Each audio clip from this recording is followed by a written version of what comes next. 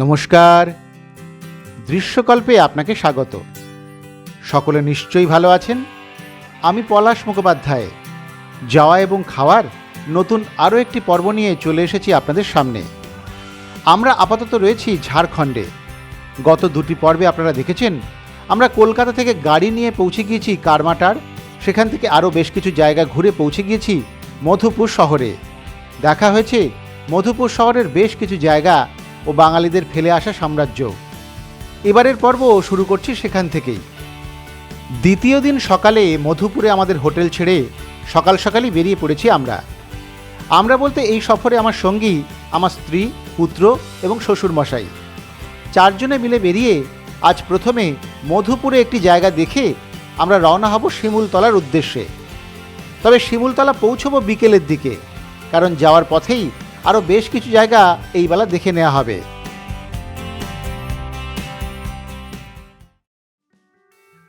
চলে এসেছি মধুপুর পুরসভার সামনে। এখানে আছে এখানকার বিখ্যাত চার্চটি। মধুপুরে অবস্থিত সেন্ট কলম্বাস চার্চ একটি ঐতিহাসিক স্থান, যা তার পরিচ্ছন্ন স্থাপত্য এবং শান্তিপূর্ণ পরিবেশের জন্য বিখ্যাত। আমি শুনেছিলাম এই গির্জা মূলত রবিবারই খোলা থাকে, তাই আমরা গতকাল না এসে আজ রবিবারে আসার সিদ্ধান্ত নিই। কিন্তু সকাল প্রায় 9:30 বাজে, এখনও এই গির্জা খোলেনি। অগত্যা বাইরে থেকেই দেখা হলো। সুন্দর রং করা, তবে সাবেকি স্থাপত্য লক্ষ্য করা যায়।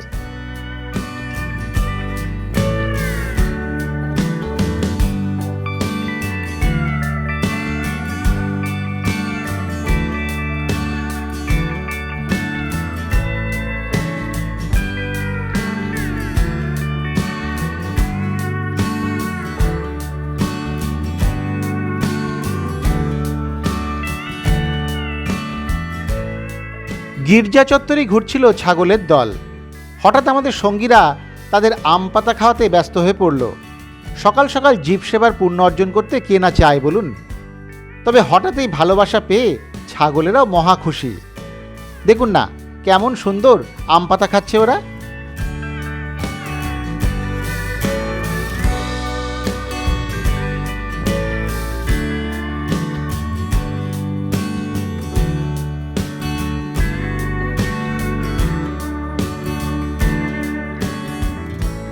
এবারে রওনা দেয়া যাক এখান থেকে।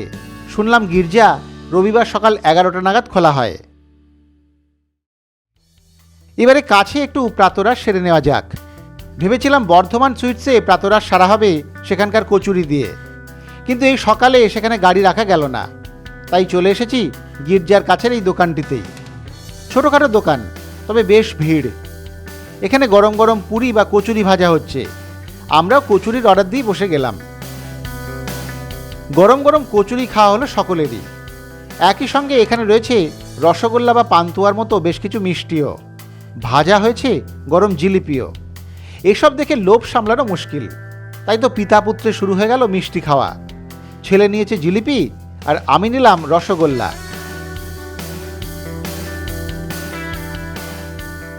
রসগোল্লার কলকাতার নাম থাকলেও সেখানকার রসগোল্লা কিন্তু খারাপ নয়। জিলিপি টিলিপি তো খাওয়া হচ্ছে, কচুরি টুচুরি খাওয়া হলো, রসগোল্লা খেলাম আমি। রসগোল্লা ভালো, স্পঞ্জি রসগোল্লা খেতে ভালো লাগবে।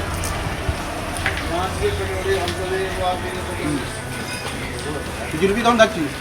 ভালো, এটা একটু বেশ করে মুচমুচে। সত্যি দোকান, তার সত্ত্বেও ভালো খেতে। রসগোল্লা বেশ ভালো। রসগোল্লাটি কিন্তু বেশ ভালো, হালকা স্পঞ্জি, মিষ্টিও হালকা। আমার তো দারুণ লেগেছে। ছেলের জিলিপিও ভালোই লেগেছে বলল। রসগোল্লা 7 টাকা পিস, জিলিপি 5 টাকা পিস, আর কচুরিও 5 টাকা পিস। জম্পেশ একটা প্রাতরাশ সেরে এবার রওনা দিলাম আমরা। এ প্রসঙ্গে বলি, সাধারণত প্রায় সকলেই এখান থেকে গিরিডিতে যান। সেখানে উশ্রী ঝর্ণা, খান্ডলি ড্যাম সহ বেশ কিছু জায়গা দেখেন। তবে আমরা এই সফরে গিরিডি বা উশ্রীর দিকে যাচ্ছি না। স্থানীয়রাই বললেন জল এখন নেই বললেই চলে, তাই ভালো লাগবে না। শুধু শুধু অনেকটা যাওয়া, সময়ও নষ্ট। তাই গিরিডি যাওয়ার পথেই মধুপুর শহর ছাড়িয়ে এবারে চলেছি একটু গ্রামের দিকে। আমাদের আগামী গন্তব্য বাকুলিয়া ঝর্ণা। সেটা দেখতে হলে এই বড় রাস্তা ছেড়ে আমাদের যেতে হবে এবারে ডান দিকে গ্রামের মধ্যে দিয়ে।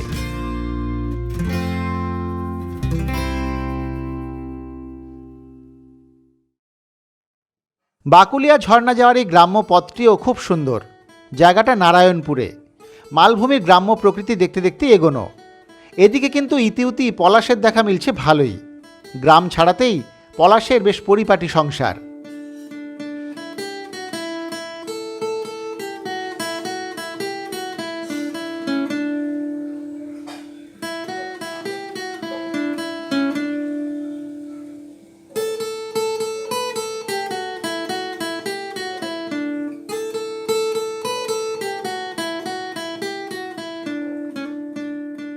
মিনিট 10 সুন্দর প্রকৃতির মাঝে চলতে চলতেই চলে এলো বাকুলিয়া ঝর্ণা। কিন্তু ঝর্ণা দেখব কি, বাকুলিয়ার আশপাশটা তো পলাশের রঙে পুরো লাল হয়ে আছে।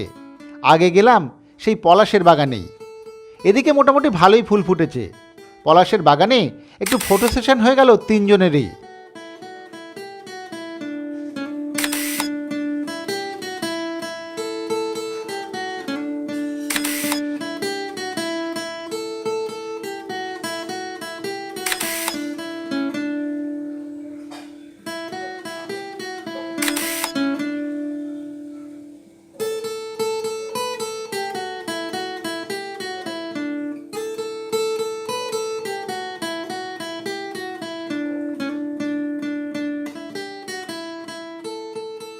পলাশ দেখা হলো বেশ খানিকটা।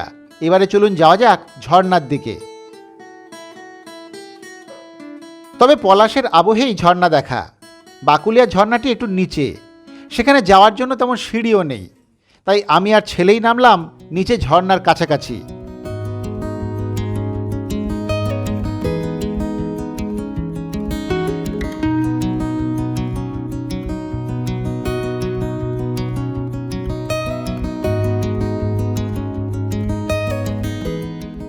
বড়রা বসে রইল ওপরে।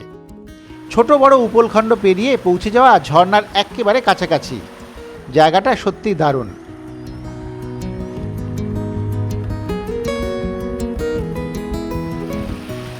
নদীটা সামনে একটু এগিয়ে বাঁক নিয়েছে।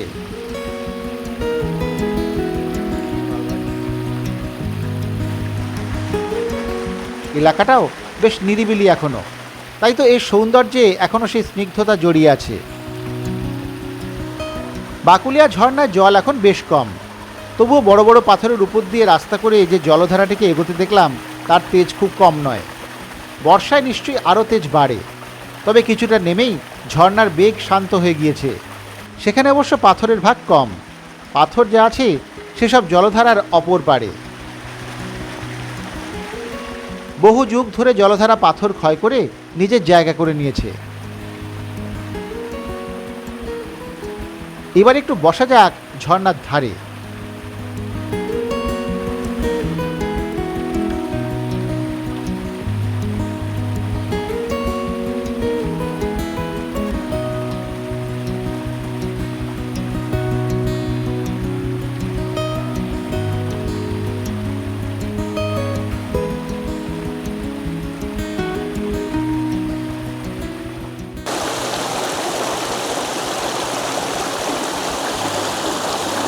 ঝর্ণার এই যে কুলুকুলু আওয়াজ, এটাতেই মনে হয় সারাক্ষণ বসে বসে আওয়াজটা শুনি। এই আওয়াজ যেন পুরনো হয় না। বসে আছি বাকুলিয়া ঝর্ণায় পা ডুবিয়ে। দারুণ একটা অভিজ্ঞতা। এই ঝর্ণায় লোকজন কম আসেন। যারা মধুপুর বেড়াতে আসেন তারা কিন্তু বাকুলিয়াকে এড়িয়ে অন্য জায়গায় খান্ডলি টান্ডলি গিরির দিকে চলে যান। আমরা একটু বাকুলিয়াতে এসেছি, একটু ভেতরের দিকে। হ্যাঁ, এখন এই ঝর্ণার রূপ অতটা ভয়াল নয়, অতটা সুন্দর নয়, কিন্তু হ্যাঁ, এই যে ঝিরিঝিরি জলধারা ঝর্ণার, সেটাও কম নয়। ভালো লাগছে বাকুলিয়াতে এসে। সবচেয়ে বড় পাওনা এখানে এসে সেটা হচ্ছে পলাশ। আশপাশে অসংখ্য পলাশ বাগান, প্রচুর পলাশ ফুটেছে। ঝর্ণা এবং পলাশ একসঙ্গে দেখতে পাওয়া গেল এই বাকুলিয়া ঝর্ণাতে এসে। দারুণ এই অভিজ্ঞতাটা, সত্যিই খুব ভালো। এই ঝর্ণার জলে পা ডুবিয়ে বসে থাকা, ঝর্ণার জল নিয়ে একটু খেলাধুলো করা, একটা শৈশব ফিরে পাওয়া, খুব ভালো। আমার স্ত্রী আর শ্বশুরমশাই বাবা তারা ওপরে বসে আছেন, তারা এতটা নিচে নামতে পারেননি, একটু নিচে নামতে হয়। আমরা দুজনেই নেমেছি, ভালো লাগছে। একটু ঝর্ণাটা আমরা উপভোগ করি, আশপাশে পলাশ বনটা আরও একটু ঘুরে ঘুরে দেখব, দেখে এখান থেকে রওনা দেবো আমরা।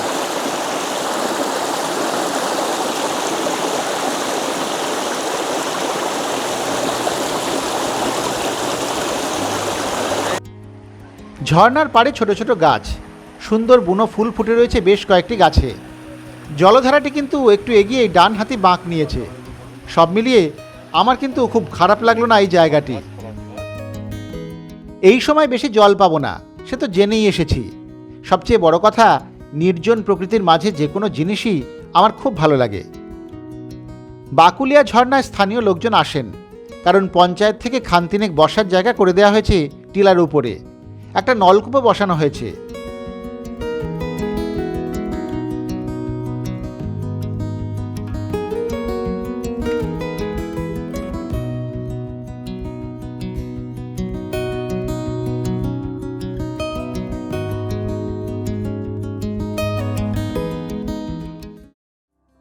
বাকুলিয়া ঝর্ণা দেখে এবার রওনা দিলাম এখান থেকে আমরা, সেই গ্রাম্য পলাশ পথ দিয়ে যাওয়া।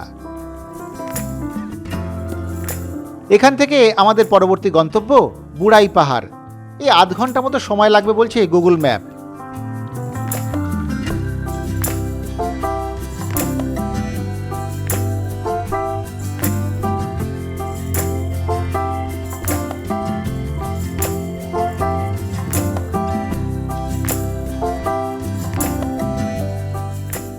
বড় রাস্তায় উঠে মন আরও ভালো হয়ে গেল।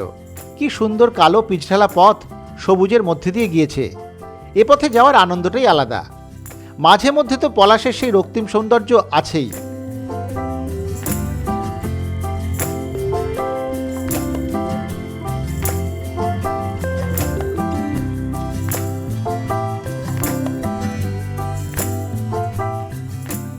সব মিলিয়ে চমৎকার।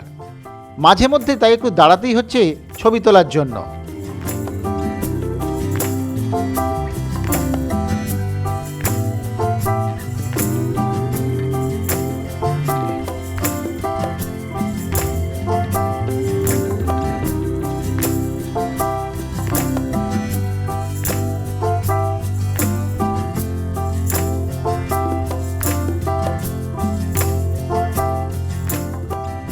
দুই একবার রাস্তায় দাঁড়াতে হয়েছে, তাই আধ ঘন্টাতে হলো না।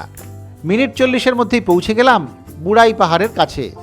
সামনেই বড় তোরণ, তার ভিতর দিয়ে এগোতেই নজরে এলো সামনেই বাঁদিকে বুড়াই পাহাড়।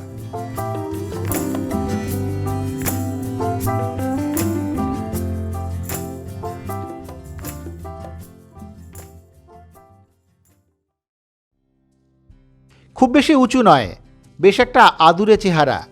দূর থেকেই ভালো লাগলো ছোট্ট বুড়াই পাহাড়কে। এর নিচ দিয়ে বয়ে চলেছে পাথর নদী। চলে এসেছি বুড়াই পাহাড়ে। পাশাপাশি 2-3টি টিলা। প্রথমে ওঠা যাক রাস্তার ধারেই থাকা এই প্রথম টিলাটিতে। ঝাড়খণ্ডের দেওঘর জেলার জারোয়াডিতে অবস্থিত বুড়াই পাহাড় একটা জনপ্রিয় প্রাকৃতিক পর্যটন কেন্দ্র এবং পিকনিক স্পট, যা আগ্নেয়শিলা গঠন এবং প্রাকৃতিকভাবে সৃষ্ট গুহা ও জলাশয়ের জন্য পরিচিত। এই পাহাড়টির উপরে একটা মন্দিরও আছে, সেটি হলো মা তিলেশ্বরীর মন্দির। তবে এই টিলার পাথরগুলি বেশ একটু অদ্ভুত ধরনের। মনোলিথিক রক বছরের পর বছর ধরে জলবায়ুর ক্ষয়ের ফলে প্রাকৃতিক গুহা এবং নানান ভূমিরূপের আকার ধারণ করেছে। আগ্নেয়গিরির অগ্নুৎপাতের ফলে তৈরি এই পাহাড়গুলি একক আগ্নেয়শিলা দিয়ে তৈরি। বাতাস এবং বৃষ্টির জলের প্রভাবে শিলাটির নরম উপাদানগুলি সরে গিয়ে দেখার মতো এই ছোট ছোট সুন্দর দৃশ্য তৈরি করেছে। সরল জায়গা, কিন্তু দৃশ্যমান দারুণ। ছোট্ট পাহাড়, খুব বেশি উঁচু নয় কিন্তু, তবে অন্যদের তুলনায় ভিন্ন ধরনের পাহাড়, দেখতে আগ্নেয়গিরির পাথরের মতোই।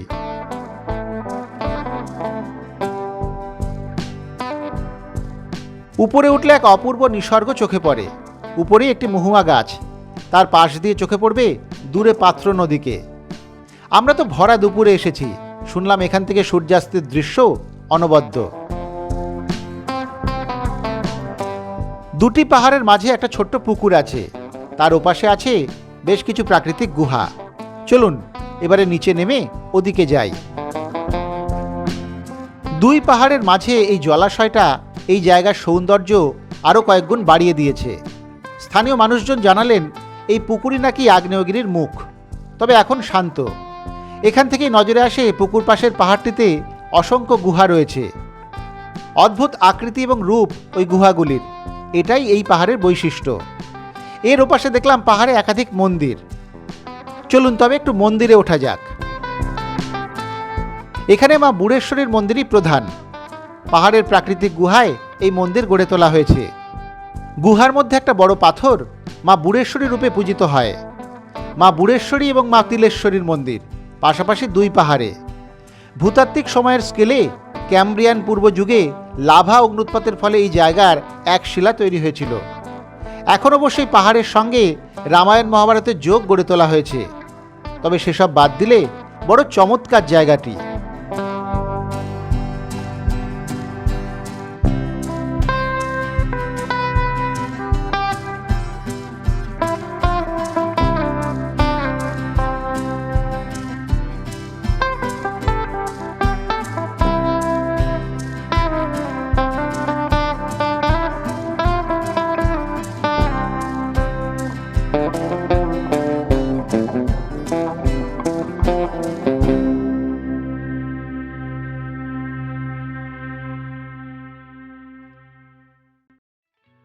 বুড়াই পাহাড় দেখেই চলে এসেছি পাশেই থাকা পাথর নদী দেখতে।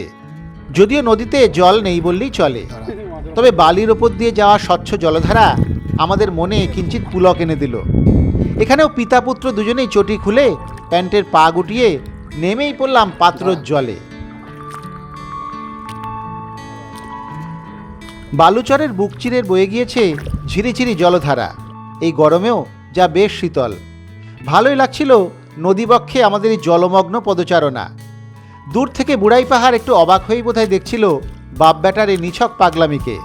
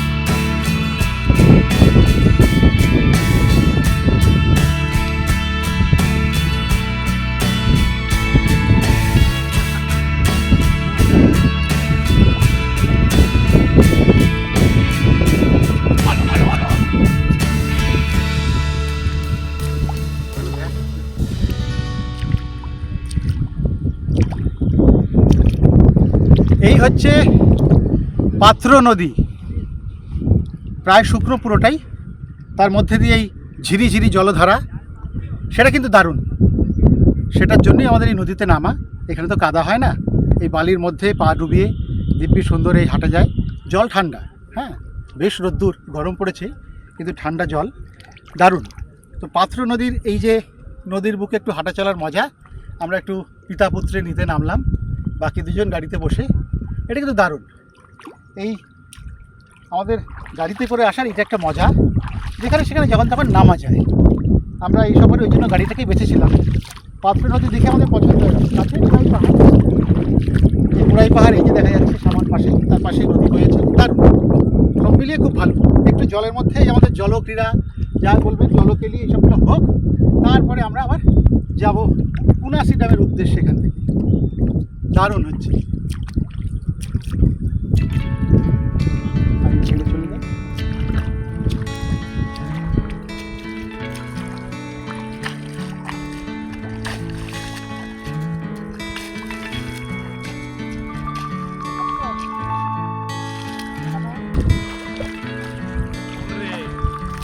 বেশ রোদ উঠে গিয়েছে, তাই বাকিরা গাড়িতে, কিন্তু আমরা দুজনে প্রাণ মন ভরে উপভোগ করলাম পাত্র নদীর বুকে এই জলক্রীড়া। এও এক অন্য আনন্দ, অন্য ভালো লাগা, অন্য বেড়ানোর মজা।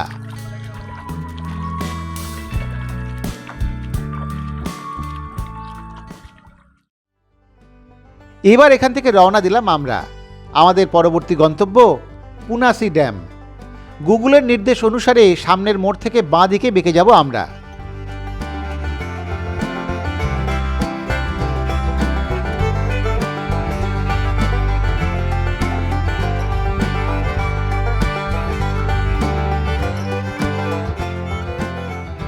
সেই মতো বড় রাস্তা ছেড়ে ঢুকে গেলাম একেবারে গ্রামের পথে। এবার একটু সংশয় হলো, সামনে ভালো ভালো রাস্তা ছেড়ে গুগল আমাদের এই গ্রামের মধ্যে দিয়ে ঠিক পথে নিয়ে যাচ্ছে তো? দেখাই যাক।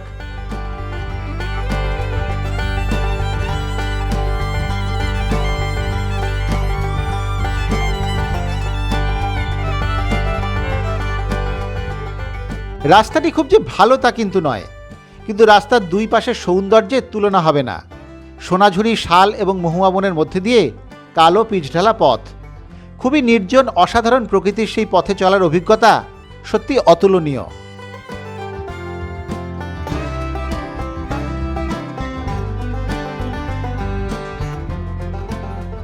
প্রায় মিনিট ৪৫ সময় লাগলো। এসে গিয়েছি পুনাসি ড্যামের কাছাকাছি। তবে গ্রামের ভেতর দিয়ে পুনাসি ড্যামের আসার এই পথটা মনে থাকবে বহুদিন। সামনেই দেখা যাচ্ছে পুনাসি ড্যামের তোরণ। এই তোরণ দিয়ে ঢুকে আমরা কিন্তু যাব ড্যামের ওপাশে, সেটা আরেকটু সময় লাগবে।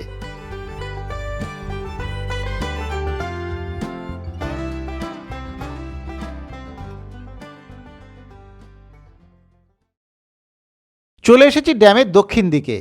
এদিকে রাস্তা বেশ খারাপ, তবে সামনের জলাধারটি দেখে মন ভালো হয়ে গেল।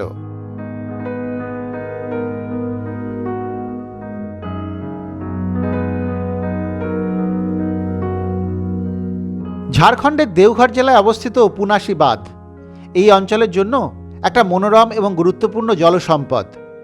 পাহাড় এবং সবুজে ঘেরা এই বাঁধটি বিশ্রাম এবং প্রকৃতির সৌন্দর্য উপভোগ করতে আসা পর্যটকদের জন্য একটা শান্তিপূর্ণ পরিবেশ। এই বাঁধটি মূলত সেচ এবং জল সরবরাহের মতো গুরুত্বপূর্ণ কাজ করে। পার্শ্ববর্তী এলাকায় কৃষিকাজে সহায়তাও করে। পর্যটনের জন্য ব্যাপকভাবে উন্নত না হলেও এর প্রাকৃতিক আকর্ষণ এবং শান্ত জল স্থানীয় মানুষ এবং পর্যটক উভয়কেই আকর্ষণ করে। এখানকার সূর্যাস্তের দৃশ্য বিশেষভাবে মনোমুগ্ধকর। মূলত অজয় নদের উপরে এই বাঁধটি হলেও পুনাসি এবং আরও একটি স্থানীয় নদীর জলও এখানে এসে মিশেছে। তাই তিনটি নদীর সঙ্গমস্থল এই জলধারাটির স্বচ্ছ জল, যা মাছ ধরা, সাঁতার কাটা এবং আনন্দ করবার জন্য দারুণ।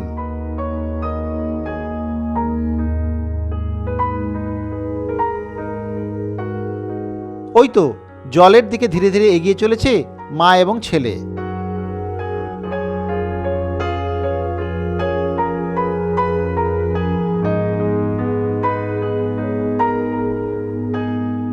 অনেকক্ষণ পর মোটামুটি হাতের নাগালে জলের খোঁজ পেয়ে চন্দ্রানীও গুছিয়ে বসেছে বাঁধের জলের ধারে। এই গরমে শান্ত শীতল জলস্পর্শ অন্য মাত্রা এনে দেয় বই কি। ওদের দেখে আর উপরে বসে থাকতে নারাজ আমার শ্বশুর মশাইও। তিনিও গুটি গুটি পায়ে হাজির জলের ধারে। তারও ইচ্ছে একটু গায়ে মাথায় শীতল জলে স্পর্শ নেয়া। তাই তো নাতির কড়া তত্ত্বাবধানে চলল দাদুর জলস্পর্শ অভিযান।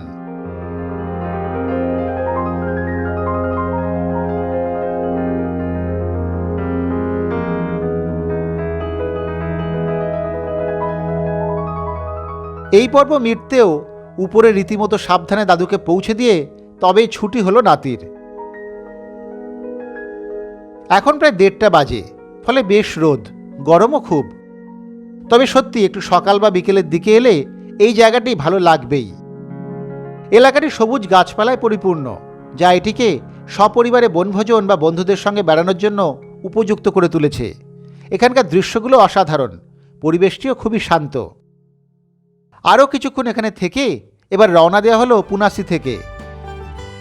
চলেছি শিমুলতলার দিকে, তবে তার আগেই কোথাও দাঁড়িয়ে মধ্যাহ্নভোজন সেরে নেব আমরা। এই রাস্তাটিও কিন্তু একই রকমের দারুণ সুন্দর, সবুজে মোড়া মসৃণ পিচঢালা পথ। ঝাড়খণ্ডে কিন্তু গত 3 দিন ধরে দেখছি রাস্তাঘাট মোটের ওপরে বেশ ভালো। এই লোকালয় থেকে অনেক দূরে জঙ্গলের মধ্যে দিয়ে পথও কেমন সুন্দর দেখুন।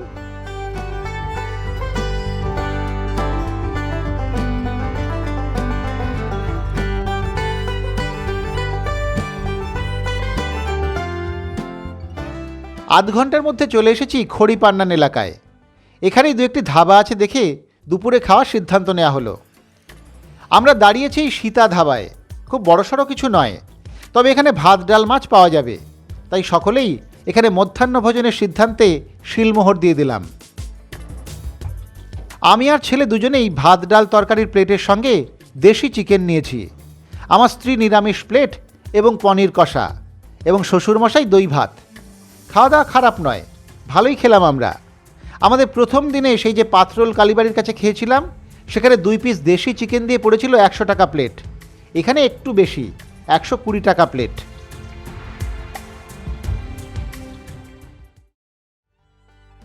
খাওয়া দাওয়া শেষে আবার পথে আমরা। সামনে ঝাড়খণ্ড বিহার সীমানা। এবারে সেই সীমানা পেরিয়ে বিহারে প্রবেশ করব আমরা। শিমুলতলা বিহারে। এখান থেকে শিমুলতলা আর মোটামুটি মিনিট 40-এর পথ।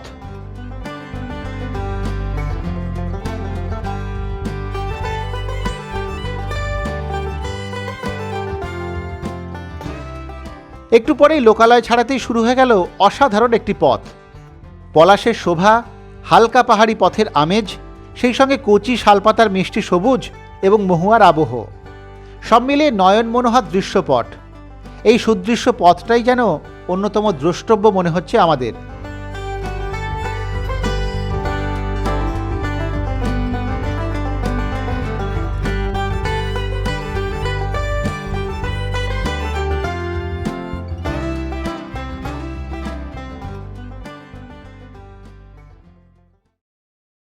তবে যেতে যেতেও একটু থামতেই হলো। রাস্তার পাশে একটা অনন্য সুন্দর জায়গা আমাদের গতি রুদ্ধ করে দিল। বাসুকিটার থেকেই রাস্তা শিমুলতলা যায়। এখানেই কোলহাটারের একটু আগেই এই জায়গাটা। দাঁড়িয়ে পড়েছি আমরা। পথের ধারে একটা মহুয়া বন দূর থেকে আমাদের স্বাগত জানাচ্ছে। কি অপূর্ব দেখুন! ছোট্ট একটা টিলার গা বেয়ে মহুয়া গাছগুলি কেমন ছবির মতো দাঁড়িয়ে। আমার মতো সৌন্দর্য পিপাসুর পক্ষে এই জায়গাটা উপেক্ষা করে চলে যাওয়াটা বেশ কঠিন। আমরা পিতা পুত্রে তাই এগোলাম ওই সুন্দরের টানে।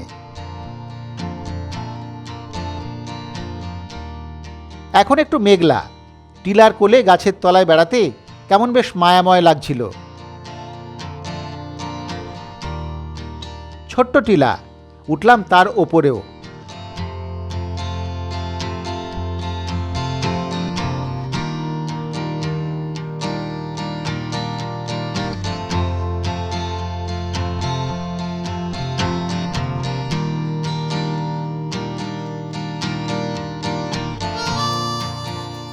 উপরে উঠে পিতা পুত্রের এভারেস্ট জয়ের আনন্দ। টপাটপ ছবি তোলা হলো 2 পর্বতারোহীর।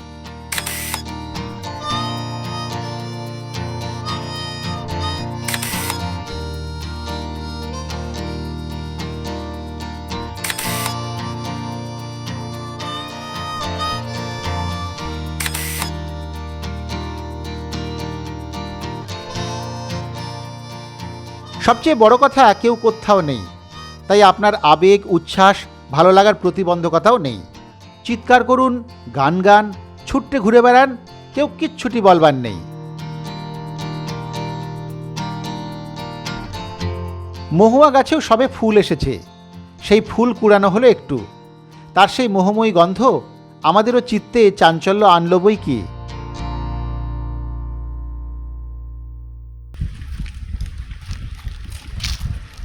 এই জায়গাটা এত সুন্দর যে এখানে একটু না দাঁড়িয়ে না থাকতে পারলাম না। আমরা তো পলাশের জঙ্গলে ঘুরছি, পলাশের অপরূপ শোভা এখানে। হ্যাঁ, এদিকটা আরও বিশেষ করে এই যে আমরা সকালবেলা মধুপুর থেকে বেরিয়েছিলাম, শিমুলতলা যাচ্ছি, এই গোটা পথটা কিন্তু পলাশের ছাওয়া একেবারে। এত তো আপনাদের দেখানো যায় না সব সময়, নিজেরা 2 চোখ ভরে উপলব্ধি করেছি। তার পাশে মহুয়াও আছে, প্রচুর মহুয়া গাছ এখানে। কিন্তু এই যে জায়গাটা একটা মহুয়ার বাগান, এটা দেখে একটু থমকে গেলাম। এত সুন্দর জায়গাটা না। এই পাশে পুরো একটা ছোট্ট টিলা মতো, সেই টিলার গা বেয়ে মহুয়ার গাছগুলি রয়েছে, একেবারে ছবির মতো ছবি, অপূর্ব। তো এই জায়গাটা একটু না দাঁড়ালেই নয়। আমরা একটু গাড়ি থামাতে বাধ্য হলাম। এখন একটু ঘোরাঘুরি করছি। মহুয়া এখন সবে ফুল এসছে, 1-2 মহুয়া টুকটুক করে পড়ছে, আপনাদের দেখালাম, পুরোটা এখনো হয়নি। মহুয়ার সবে সময় শুরু এখন। কিন্তু এই সময়টা, এই জায়গাটা যদি আপনারা বেড়াতে আসেন, এবারে হয়তো হবে না, সামনের বারে যখন আপনারা আসবেন, প্ল্যান করবেন, তাহলে একসঙ্গে যদি একটু এই মার্চের মাঝামাঝির দিকে আসেন, তাহলে পলাশ এবং মহুয়া দুটোই একসঙ্গে পাওয়া যায়। এই জায়গাটার সৌন্দর্য তাহলে আমরা উপভোগ করি। অপূর্ব জায়গাটা, এটা অস্বীকার করার কোনো দ্বিধা নেই অস্বীকার করতে। সুন্দর জায়গাটা আমাদের দুজনেরই খুব ভালো লেগেছে। দুপুর বলে ওরা গাড়ি থেকে নামেনি, আমরা দুজন পিতা পুত্রেই ঘুরছি। তো আবার আমরা গাড়িতে চেপে এবার শিমুলতলার দিকে যাব। তার আগে এই জায়গার শোভাটা একটু উপলব্ধি করে নিই আমরা। দারুণ, খুব ভালো।